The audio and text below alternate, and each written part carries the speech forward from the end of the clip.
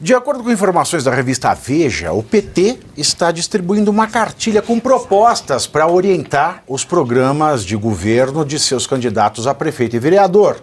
O documento tem mais de 140 páginas e apresenta sugestões em áreas como segurança pública, saúde, educação e finanças. E muitas delas, obviamente, controversas. Como a recomendação para que os futuros prefeitos se empenhem em aumentar as alíquotas de ISS e IPTU para grandes cadeias de lojas, redes e bancos. E por falar, né, em aumento das coisas, a Petrobras anunciou que a coisa está preta. Hoje aumentou na bomba o preço da gasolina e também do gás de cozinha para as distribuidoras. Válido a partir de amanhã, hein? O litro da gasosa terá uma alta de 20 centavos, hein? Isso para a distribuidora, né? O que não vai ver para o consumidor, enquanto o gás de cozinha vai subir R$ 3,10 para a distribuidora. Gasolina passou de 6? Vai passar, né?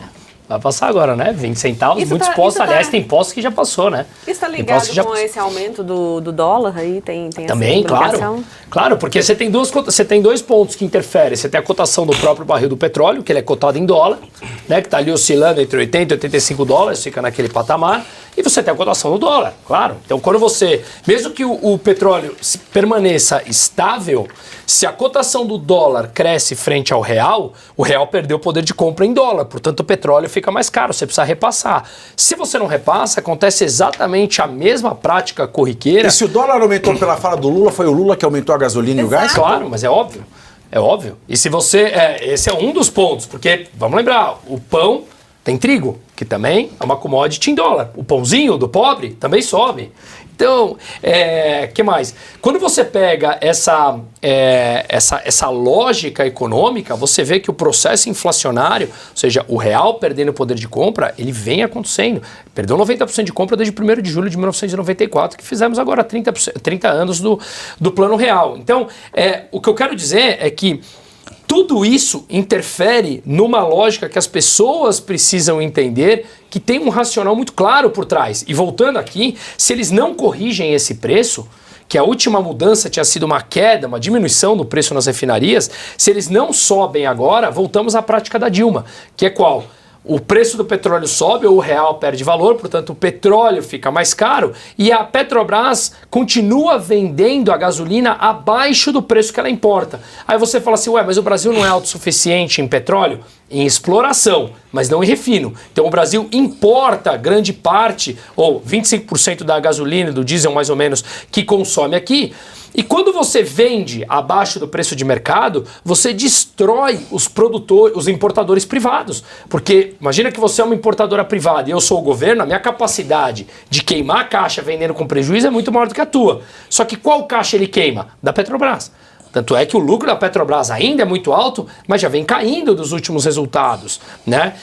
E aí começa que ela não vamos distribuir dividendo, porque o dividendo precisa fechar a conta do governo. É exatamente o mesmo ciclo que a gente viu. Surpreende que na primeira, faz pouco tempo que a Magda, a nova presidente da Petrobras, assumiu e ela já subia esse preço de gasolina agora.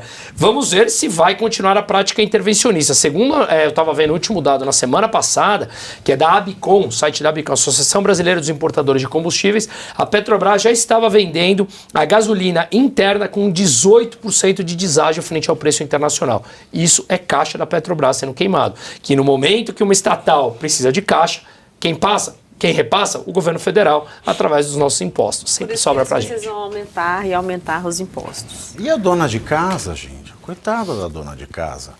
Como é que ela vai fazer a sambiquira dela? Ela vai ter que... Será que é por isso que a Ford tá mandando lamber pé de galinha? Pé de galinha. Mas não é nem caso de rir, né? Isso aí, pelo amor de Deus. E aí a gente só vê aquilo que é sempre dito, né? A comunista, que é uma pseudo-economia, sempre está prejudicando o mais pobre. Sempre. É de lei, é a regra. Ele precisa dessa base pobre para prejudicar. Eu lembro que no governo Bolsonaro teve muita polêmica a respeito do preço do gás, né? Sim. E nada se compara agora com o que está acontecendo. E assim, a tendência é piorar. E aí a gente vai comer a sambiquira, né? Mas você precisa cozinhar a sambiquira. A gente vai ter que comer ela crua agora? O pobre vai ter que comer ela crua mesmo, porque é isso aí, tá tudo certo. E é até uma ofensa, né, o Lula vir falar que tá cheio de gás. Tem um livro de Frédéric Bastiat, que é um economista francês, depois você procura, chama O que se vê e o que não se vê. É justamente a economia. O que você vê, que o preço subiu. Por quê? As falas todas por trás, que vai desencadeando uma série de coisas, que quando o pobre fala, tá muito caro, o governo volta e fala, então vou intervir. Mas o que justamente causou essa alta é essa intervenção ao longo do tempo e as falas catastróficas. E a gente viu esse eterno Mas não é a fala catastrófica do Lula, é a fala catastrófica do povo, porque o povo é o Lula. Exato. E, é importante falar também que essas falas são propositais, tá? Não é uma coisa inocente. É óbvio que toda a cúpula ali sabe disso, embora o Haddad não entenda de economia. Mas é óbvio que eles têm ali pessoas que sabem a respeito disso, mas ainda assim fazem porque é vantajoso. Porque eles querem construir e estão construindo a longo prazo o projeto de poder. O projeto de poder precisa de dinheiro, né? Demanda dinheiro. Então ele precisa ter as fontes ali para tirar. Se ele vai tirar do mais pobre, para ele não é um problema, desde que se consolide o projeto de poder, né? Porque os irmãos Zesley e Batista estão... Exato, estão aí na praça. Exato. Projeto de perpetuação de poder. Na hora que precisar, eles têm a grana. É importante lembrar para a audiência que tem um vídeo lá do Lula, acho que década de 80, em que ele diz que para implantar o comunismo, ele não é otimista de que isso vai acontecer rapidamente, né? De que ele vai levar anos e anos e anos para fazer isso. Então, assim, o projeto da esquerda sempre é um projeto a longo prazo. Isso tem se perpetuado no Brasil há muito tempo.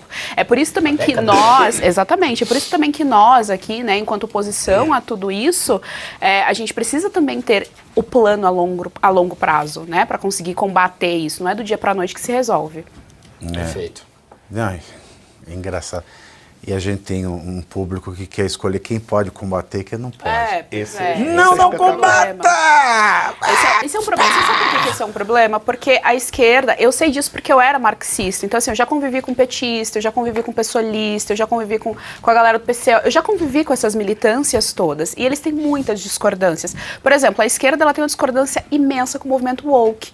Tem um marxista mais ortodoxo que quer falar somente de antagonismo de classe, não quer saber de identidade gay, ele não quer saber nada disso. Marxista conservador. Exato.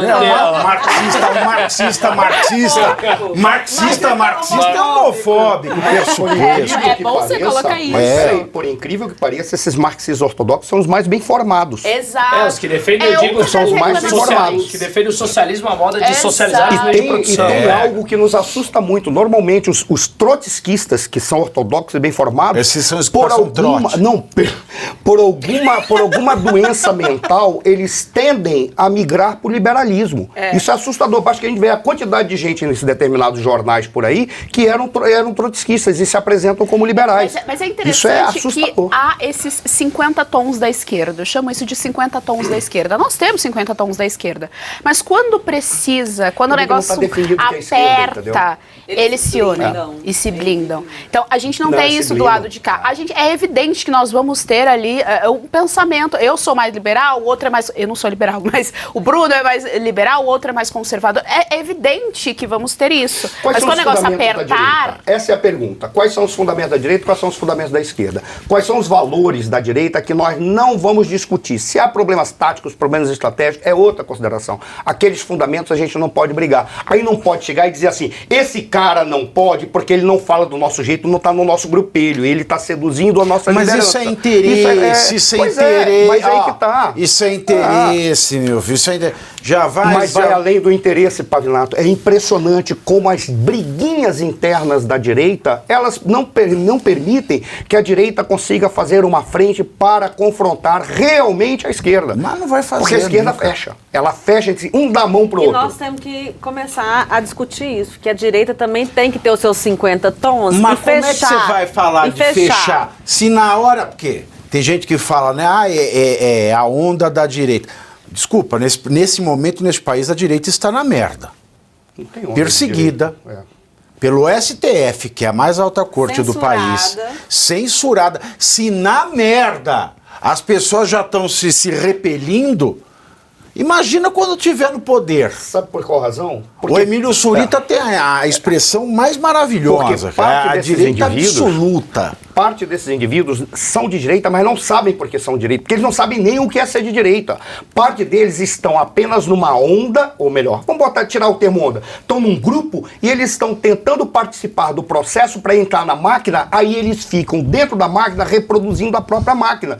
Essa é a razão que aquilo que você falou que é a grande fake news que o nosso Congresso é conservador, não é. 50% a 70% do Congresso é uma massa informe, cinza, que não serve para porcaria nenhuma.